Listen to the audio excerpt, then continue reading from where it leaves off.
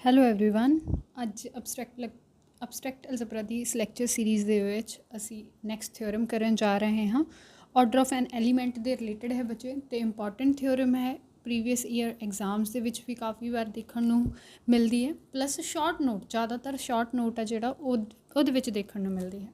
Statement ਕੀ ਹੈ ਜੀ? ਕਹਿੰਦੇ let G be a finite group and A belongs to G be an element of order n, then a raised to power m is equal to identity if and only if n is divisor of m।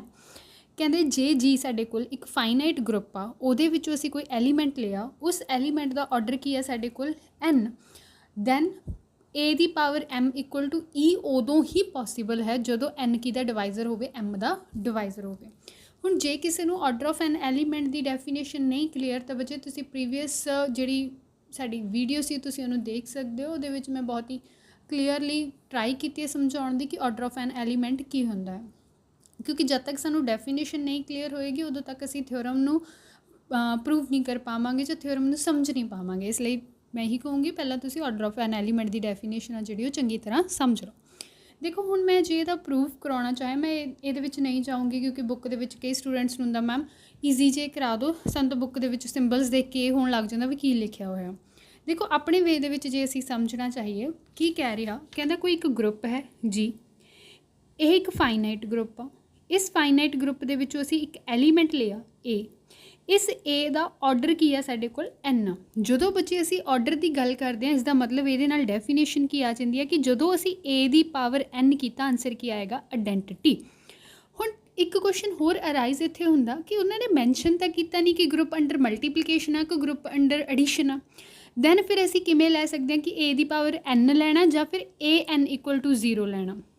ਦੇਖੋ ਬੱਚੇ, ਜਿੱਥੇ generally mention ਨਹੀਂ ਹੁੰਦਾ ਕਿ group ਕਿਹਦੇ under ਆ, ਤਾਂ ਉੱਥੇ ਅਸੀਂ ਮਲਟੀਪਲੀਕੇਸ਼ਨ ਹੀ ਟੇਕ ਕਰਦੇ ਹਾਂ। ਮਲਟੀਪਲੀਕੇਸ਼ਨ ਹੀ ਬੈਟਰ ਵੇ ਆ ਉਹ ਕਿਸੇ ਸਮ ਨੂੰ ਸੋਲਵ ਕਰਨ ਦਾ। ਜੇ ਐਡੀਸ਼ਨ ਕਿਹਾ ਹੋਇਆ ਫਿਰ ਤਾਂ ਚਲੋ ਅਸੀਂ ਉਹਦੇ ਨਾਲ ਜਾਣਾ, ਬਟ ਜੇ ਸਾਡੇ ਕੋਲ ਮੈਂਸ਼ਨ ਹੀ ਨਹੀਂ ਹੈਗਾ, ਸਿਰਫ ਲਿਖਿਆ ਹੋਇਆ ਕਿ ਗਰੁੱਪ ਆ, ਤਾਂ ਅਸੀਂ ਉਹਨੂੰ ਕਿਹਦੇ ਵਿੱਚ ਟੇਕ ਕਰਦੇ ਹਾਂ? ਮਲਟੀਪਲੀਕੇਸ਼ਨ ਦੇ ਅੰਡਰ ਹੀ ਟੇਕ ਕਰਦੇ ਹਾਂ। ਸੋ ਅਗੇਨ ਕਹਿੰਦਾ ਜੀ ਕੋਈ ਫਾਈਨਾਈਟ ਗਰੁੱਪ ਆ, ਉਹਦੇ ਵਿੱਚ ਕੋਈ ਆਰਡਰ ਆ, ਐਲੀਮੈਂਟ ਆ ਸੌਰੀ, ਜਿਹਦਾ ਆਰਡਰ n ਆ, ਅਤੇ ਇਸ ਦਾ ਮਤਲਬ ਏ ਦੀ ਪਾਵਰ n ਕਰੇ ਅਤੇ ਮੇਰੇ ਕੋਲ ਆਨਸਰ ਕੀ ਆਉਂਦਾ ਹੋਏਗਾ? ਆਇਡੈਂਟੀਟੀ। ਇਸ ਤੋਂ ਬਾਅਦ ਕਹਿ ਰਿਹਾ, ਕਹਿੰਦਾ ਏ ਦੀ ਪਾਵਰ m ਕਰੇ ਅਤੇ b ਆਇਡੈਂਟੀਟੀ ਹੀ ਆਏਗਾ। ਇਹ ਚੀਜ਼ ਤੁਸੀਂ ਪ੍ਰੂਫ ਕਰੋ, ਬਟ ਕਦੋਂ? ਜਦੋਂ n ਆ ਜਿਹੜਾ ਉਹ m ਦਾ ਡਿਵਾਈਜ਼ਰ ਹੋਵੇ, ਮਤਲਬ m ਨੂੰ ਕੀ ਕਰਦਾ ਹੋਵੇ? ਪ੍ਰੋਪਰਲੀ ਡਿਵਾਈਡ ਕਰਦਾ ਹੋਵੇ। ਜੇ ਏ ਦੀ ਪਾਵਰ m ਕਰੇ ਅਤੇ ਆਇਡੈਂਟੀਟੀ ਆਉਂਦਾ ਤਾਂ n ਪੱਕਾ m ਨੂੰ ਡਿਵਾਈਡ ਕਰਦਾ ਹੋਊ। ਜੇ m ਡਿਵਾਈਡ ਕਰ ਰਿਹਾ, ਸੌਰੀ n m ਨੂੰ ਡਿਵਾਈਡ ਕਰ ਰਿਹਾ, ਤਾਂ ਆਹ ਕੰਡੀਸ਼ਨ ਵੀ ਕੀ ਹੁੰਦੀ ਹੋਊਗੀ? ਫੁੱਲਫਿਲ ਹੁੰਦੀ ਹੋਊਗੀ। ਇਹ ਚੀਜ਼ ਅਸੀਂ ਪ੍ਰੂਫ ਕਰਨੀ ਹੈ। ਦੇਖੋ ਫਸਟ ਪਾਰਟ ਈਜ਼ੀ ਲੈ ਕੇ ਚੱਲੀਏ। ਕਹਿੰਦਾ ਮੰਨ ਲਓ ਕਿ n ਆ ਜਿਹੜਾ ਉਹ m ਨੂੰ ਡਿਵਾਈਡ ਕਰ ਰਿਹਾ ਬੱਚੇ। ਦੋ ਪਾਰਟਸ ਦੇ ਵਿੱਚ ਕਰਾਉਣੀ ਹੈ। ਮੈਂ ਮੰਨਿਆ ਕਿ n m ਨੂੰ ਕੀ ਕਰ ਰਿਹਾ? ਡਿਵਾਈਡ। ਐਗਜ਼ਾਮਪਲ ਨਾਲ ਦੀ ਨਾਲ ਲੈ ਚੱਲਦੇ ਹਾਂ। ਕਹਿੰਦਾ 2 ਲੈ ਲਿਆ, 2 ਕਿਹਨੂੰ ਡਿਵਾਈਡ ਕਰ ਰਿਹਾ? 4 ਨੂੰ। ਜੇ ਹੁਣ ਡਿਵਾਈਡ ਕਰਦਾ ਤਾਂ ਓਬਵੀਅਸ ਮੈਂ 4 ਨੂੰ ਲਿਖ ਸਕਦੀ ਹਾਂ ਬੱਚੇ 2 × 2। ਕੋਈ ਵੀ ਨੰਬਰ ਜਦੋਂ ਆਪਣੇ ਕੋਲ ਦੂਸਰੇ ਨੰਬਰ ਨੂੰ ਡਿਵਾਈਡ ਕਰਦਾ, ਇਟ ਮੀਨਸ ਉਹਦੇ ਟੇਬਲ 'ਚ ਹੀ ਜਾਂਦਾ ਹੋਊਗਾ, ਉਹਦਾ ਮਲਟੀਪਲ ਹੀ ਹੋਏਗਾ। ਸੋ ਆਪਾਂ ਉਹਨੂੰ ਉਹਦੇ ਫਾਰਮ ਦੇ ਵਿੱਚ ਬ੍ਰੇਕ ਕਰਕੇ ਲਿਖ ਸਕਦੇ ਹਾਂ। ਸਿਮਿਲਰ ਜੇ ਮੈਂ ਇੱਥੇ n m ਨੂੰ ਡਿਵਾਈਡ ਕਰ ਰਿਹਾ ਤਾਂ ਮੈਂ m ਨੂੰ ਲਿਖ ਸਕਦੀ ਹਾਂ n × q। ਕਿਉਂ ਬੱਚੇ? ਕੋਈ ਸਮ ਇੰਟੀਜ਼ਰ ਆ, ਪੋਜ਼ੀਟਿਵ ਇੰਟੀਜ਼ਰ, ਅਤੇ n ਕੀ ਆ ਜਿਹੜਾ ਉਹਨੂੰ ਡਿਵਾਈਡ ਕਰ ਰਿਹਾ। ਜਿਵੇਂ ਇੱਥੇ ਲਿਆ 2 4 ਨੂੰ। ਐਗਜ਼ਾਮਪਲ ਹੋਰ ਵੀ ਲੈ ਸਕਦੇ ਹਾਂ। ਜਿਵੇਂ ਮੈਂ ਕਹਾਂ ਕਿ 3 6 ਨੂੰ ਡਿਵਾਈਡ ਕਰਦਾ, ਤਾਂ ਮੈਂ 6 ਨੂੰ ਕਿਵੇਂ ਲਿਖ ਸਕਦੀ ਹਾਂ? 3 × 2। ਇੱਥੇ ਜਿਹੜਾ 3 ਆ ਬੱਚੇ ਉਹ n ਦੀ ਪਲੇਸ 'ਤੇ ਆ, ਅਤੇ ਜਿਹੜਾ 2 ਆ ਉਹ ਕੀ ਆ? q ਦੀ ਪਲੇਸ 'ਤੇ। ਡਨ। ਹੁਣ ਇਸ ਤੋਂ ਬਾਅਦ m ਕੀ ਆ? ਕਹਿੰਦਾ n q ਦੇ ਇਕੁਅਲ ਆ, ਕਿਉਂਕਿ n m ਨੂੰ ਡਿਵਾਈਡ ਕਰ ਰਿਹਾ ਸੀ। ਮੈਂ ਫਸਟ ਪਾਰਟ ਮੰਨ ਕੇ ਚੱਲੀ ਹਾਂ ਕਿ ਹਾਂਜੀ n m ਦਾ ਨੂੰ ਡਿਵਾਈਡ ਕਰ ਰਿਹਾ ਜਾਂ, ਅਤੇ ਦੈਨ a ਦੀ ਪਾਵਰ m ਆਇਡੈਂਟੀਟੀ ਦੇ ਇਕੁਅਲ ਆਵੇ। ਚਲੋ ਇੱਧਰੋਂ ਸ਼ੁਰੂ ਕਰ ਲੈਂਦੇ ਹਾਂ ਅਸੀਂ। a ਦੀ ਪਾਵਰ m ਹੀ ਸ਼ੁਰੂ ਕਰਨਾ। m ਦੀ ਵੈਲਿਊ ਕਿੰਨੀ ਹੈ ਬੱਚੇ? ਹੁਣੇ ਅਸੀਂ ਕੱਢਿਆ। ਕਹਿੰਦਾ n q ਦੇ ਇਕੁਅਲ ਆ। ਸੈਪਰੇਟ ਕਰ ਸਕਦੇ ਹੋ। ਕਹਿੰਦਾ ਇਹਨੂੰ ਲਿਖ ਸਕਦੇ a ਦੀ power n, o the power q। a ਦੀ ਪਾਵਰ n ਜੀ, a ਦੀ ਪਾਵਰ n ਦੀ ਵੈਲਿਊ ਕਿੰਨੀ ਆ? ਆਇਡੈਂਟੀਟੀ।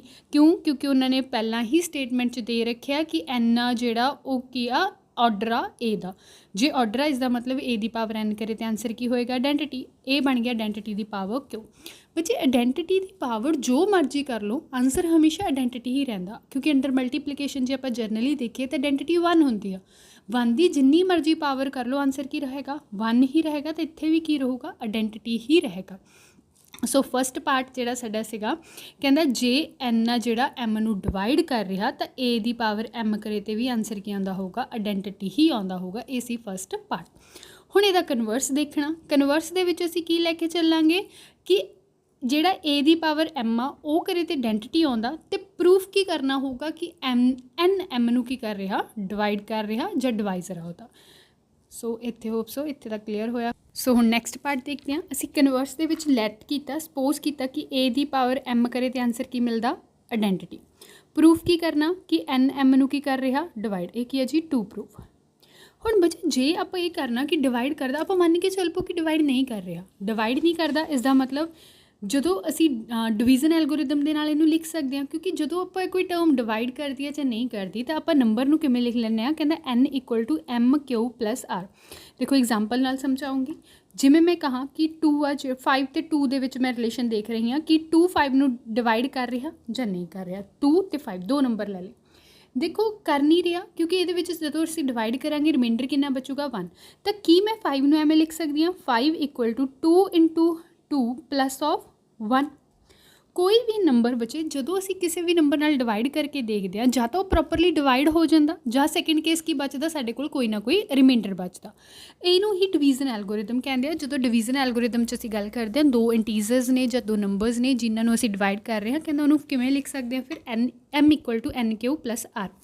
ਇੱਥੇ ਜਿਹੜਾ r ਹੁੰਦਾ ਬੱਚੇ ਉਹ ਰਿਮਾਈਂਡਰ ਆ। ਰਿਮਾਈਂਡਰ ਦੀ ਵੈਲਿਊ ਜਾਂ ਤਾਂ 0 ਹੋ ਸਕਦੀ ਹੈ ਕਿਉਂਕਿ ਜੇ 0 ਹੋਊਗੀ ਤਾਂ ਉਹ ਪ੍ਰੋਪਰਲੀ ਡਿਵਾਈਡ ਹੁੰਦਾ ਹੋਊਗਾ, ਜਾਂ ਫਿਰ ਇਸ ਜਿਹਦੇ ਨਾਲ ਅਸੀਂ ਡਿਵਾਈਡ ਕਰ ਰਹੇ ਹਾਂ ਉਹ ਤੋਂ ਕੀ ਹੋਊਗਾ, ਛੋਟਾ ਹੋਊਗਾ, ਤਾਂ ਹੀ ਜੋ ਸਾਡੇ ਕੋਲ ਰਿਮਾਈਂਡਰ ਬਚਿਆ ਤਾਂ n ਤੋਂ ਕੀ ਹੋਏਗਾ, ਛੋਟਾ ਹੋਏਗਾ। ਹੁਣ ਕਿਵੇਂ, ਜਿਵੇਂ ਆਹ 1 ਸੀ, 1 ਕੀ ਤੋਂ ਹੋਣਾ, ਛੋਟਾ ਹੋਣਾ ਚਾਹੀਦਾ ਸੀ 2 ਤੋਂ, ਤਾਂ ਇਹ ਇੱਥੇ ਕੰਡੀਸ਼ਨ ਅਪਲਾਈ ਹੋਊਗੀ। ਹੁਣ ਦੇਖੋ ਕਹਿੰਦਾ ਪ੍ਰੂਫ, ਅਸੀਂ ਇੱਥੋਂ ਸ਼ੁਰੂ ਕਰੀਏ। a ਦੀ ਪਾਵਰ m ਕੀ ਦੇ ਇਕੁਅਲ ਆਇਡੈਂਟੀਟੀ, ਤਾਂ ਇਹਨੂੰ ਲਿਖ ਸਕਦੇ ਹਾਂ e = a ਦੀ ਪਾਵਰ m ਦੀ ਵੈਲਿਊ ਇੱਥੋਂ ਸਬਸਟੀਟਿਊਟ ਕਰ ਦਿਓ। m ਕੀ ਹੈ ਜੀ, n³ + r। ਅਗੇਨ ਸੈਪਰੇਟ ਕਰ ਦਿਓ ਬੱਚੇ, ਬੇਸ ਸੇਮ ਹੁੰਦਾ, ਪਾਵਰਸ ਐਡ ਹੋ ਜਾਂਦੀਆਂ ਨੇ। ਇੱਥੇ ਪਹਿਲਾਂ ਹੀ ਪਾਵਰ ਐਡ ਨੇ ਤਾਂ ਇਹਨੂੰ ਸੈਪਰੇਟ ਕਰ ਸਕਦੇ ਹਾਂ, a ਦੀ ਪਾਵਰ n³ × a ਦੀ ਪਾਵਰ r। ਅਗੇਨ a ਦੀ ਪਾਵਰ n³ ਨੂੰ ਅਸੀਂ ਲਿਖ ਸਕਦੇ ਹਾਂ a ਦੀ power n the power q × a ਦੀ ਪਾਵਰ r। ਬੱਚੇ a ਦੀ ਪਾਵਰ n ਅਗੇਨ ਆਇਡੈਂਟੀਟੀ ਦਿੱਤਾ ਹੋਇਆ, ਜੇ ਆਇਡੈਂਟੀਟੀ ਦੀ ਪਾਵਰ ਕੁਝ ਵੀ ਕਰੋਗੇ ਆਨਸਰ ਕੀ ਹੋਊਗਾ, ਆਇਡੈਂਟੀਟੀ। ਅੱਗੇ ਆਇਡੈਂਟੀਟੀ ਨੂੰ ਜਦੋਂ ਕਿਸੇ ਟਰਮ ਨਾਲ ਮਲਟੀਪਲਾਈ ਕੀਤੀ, ਸੇਮ ਉਹੀ ਟਰਮ ਆ ਜਾਂਦੀ ਹੈ a ਦੀ ਪਾਵਰ r। ਤਾਂ ਕੀ ਕਹਿ ਰਿਹਾ, ਕਹਿੰਦਾ a ਦੀ ਪਾਵਰ r ਕਰਨ ਤੋਂ ਬਾਅਦ ਸਾਨੂੰ ਆਨਸਰ ਕੀ ਦੇ ਇਕੁਅਲ ਮਿਲਿਆ, ਆਇਡੈਂਟੀਟੀ ਦੇ ਇਕੁਅਲ ਮਿਲਿਆ, ਕਿਉਂਕਿ ਸਾਰਾ ਕੁਝ ਇਕੁਅਲ 'ਚ ਚੱਲ ਰਿਹਾ ਸੀ। ਬਟ ਕੀ ਇਹ ਪੋਸੀਬਲ ਹੈ? ਅਸੀਂ ਇੱਥੇ ਕਹਿ ਕੇ ਚੱਲੇ ਹਾਂ ਕਿ ਜਾਂ ਤਾਂ r ਦੀ ਵੈਲਿਊ ਕੀ ਆ, 0 ਆ ਜਾਂ 0 ਤੋਂ ਵੱਡੀ ਅਤੇ n ਤੋਂ ਛੋਟੀ ਆ। ਜੇ n ਤੋਂ ਛੋਟੀ ਹੈ ਬੱਚੇ ਫਿਰ ਇਹ ਤਾਂ ਜਿਹੜਾ ਆਰਡਰ ਆਫ ਐਲੀਮੈਂਟ ਦੀ ਡੈਫੀਨੇਸ਼ਨ ਆ ਉਹਦੇ ਨਾਲ ਕੰਟਰਾਡਿਕਸ਼ਨ ਹੋ ਗਈ, ਕਿਉਂਕਿ ਅਸੀਂ ਡੈਫੀਨੇਸ਼ਨ ਕੀ ਕੀਤੀ ਹੈ ਕਿ n ਸਭ ਤੋਂ ਛੋਟਾ ਪੋਜ਼ੀਟਿਵ ਇੰਟੀਜ਼ਰ ਹੋਣਾ ਚਾਹੀਦਾ ਜਿਹੜਾ ਪਾਵਰ ਦੇ ਵਿੱਚ ਲਿਆਂਦੇ ਤੋਂ ਬਾਅਦ ਆਨਸਰ ਕੀ ਮਿਲੇ, ਆਇਡੈਂਟੀਟੀ। ਬਟ ਇੱਥੇ ਤਾਂ r ਐਗਜ਼ਿਸਟ ਕਰ ਗਿਆ ਉਸ ਤੋਂ ਵੀ ਛੋਟਾ, ਵੀ ਉਹ ਕਰਨ ਤੋਂ ਬਾਅਦ ਵੀ ਸਾਨੂੰ ਆਨਸਰ ਕੀ ਮਿਲ ਗਿਆ, ਆਇਡੈਂਟੀਟੀ ਮਿਲ ਗਿਆ। ਸੋ ਇਹ ਚੀਜ਼ ਪੋਸੀਬਲ ਨਹੀਂ ਹੈਗੀ। ਕਿਉਂ ਨਹੀਂ ਹੈਗੀ? ਕਿਉਂਕਿ ਅਸੀਂ ਇੱਥੇ ਮੰਨਿਆ ਕਿ m ਆ ਜਿਹੜਾ ਉਹ ਪ੍ਰੋਪਰਲੀ ਡਿਵਾਈਡ ਨਹੀਂ ਕਰ ਰਿਹਾ m ਨੂੰ, ਤਾਂ ਫਿਰ ਸਾਡੀ ਜਿਹੜੀ ਐਗਜ਼ੰਪਸ਼ਨ ਆ ਉਹ ਰੋਂਗ ਹੋ ਜਾਏਗੀ। ਕੀ ਆ ਜਾਊਗਾ ਕਿ n ਆ ਜਿਹੜਾ ਉਹ m ਨੂੰ ਡਿਵਾਈਡ ਕਰਦਾ ਹੋਊਗਾ ਅਤੇ ਰਿਮਾਈਂਡਰ ਫਿਰ ਕੀ ਹੋਊਗਾ, 0 ਹੀ ਹੋਊਗਾ।